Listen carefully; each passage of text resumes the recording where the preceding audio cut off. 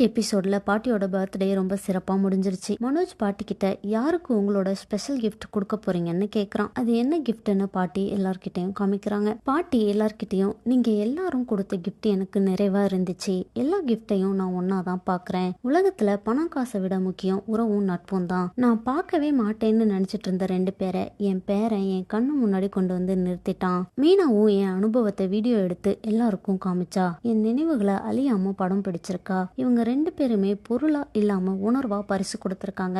அவங்களுக்கு தான் என்னோட பரிசை கொடுக்க போறேன்னு சொல்றாங்க. அப்புறம் அவங்கள ஆசீர்வாதம் பண்ணி பரிசும் கொடுக்கறாங்க. கிஃப்ட் கிடைச்சதுல முத்துவும் மீனாவும் ரொம்ப சந்தோஷமா இருக்காங்க. பாட்டி ஊருக்கு போன உடனே முத்து வீட்டுக்கு வந்து எல்லாரையும் கூப்பிடுறான். ஒரு பஞ்சாயத்து அதை இன்னைக்கே பைசல் பண்ணி ஆகணும்னு சொல்றான். முத்து கவரிங் நகையெல்லாம் டேபிள்ல வச்சுட்டு இன்னைக்கு பஞ்சாயத்தே இதுலதான்னு சொல்றான். இந்த நகையை கொடுத்துட்டு பாட்டிக்கு செயின் வாங்கலாம்னு நினைச்சோம். ஆனா கடைக்காரன் இதை பார்த்துட்டு உடனே போலீஸ்க்கு கால் பண்றேன்னு சொல்லிட்டான். ஏன்னா இதெல்லாம் தங்கம் இல்ல கவரிங்னு சொல்றான். கல்யாணத்துக்கு வாங்கின நகையெல்லாம் எப்படி கவரிங்கா மாறுச்சு அதை நீயே கேட்டு சொல்லுப்பான்னு அண்ணாமலை கிட்ட சொல்றான். விஜயா என்ன இதெல்லாம் உன்கிட்ட தானே நகை இருந்துச்சுன்னு அண்ணாமலை கேக்குறாரு. ஆனா விஜயா எதுவுமே நடக்காத மாதிரி கேஷுவலா இதுல இருக்கிறது எல்லாம் கவரிங் நகையா இது எப்படி மாறுச்சுன்னு கேக்குறாங்க. இவ தான் சபதம் எல்லாம் போட்டுட்டு நகையை கொடுத்தா நான் அதை அப்படியே பீரோல வச்சுட்டேன். அப்புறம் கேட்டதும் நகையை கொடுத்தேன்னு சொல்றாங்க. என்கிட்ட கொடுக்கும்போது தங்க நகையை தான் கொடுத்தீங்களா இல்ல கவரிங் தான் கொடுத்தீங்களான்னு கேக்குறாங்க.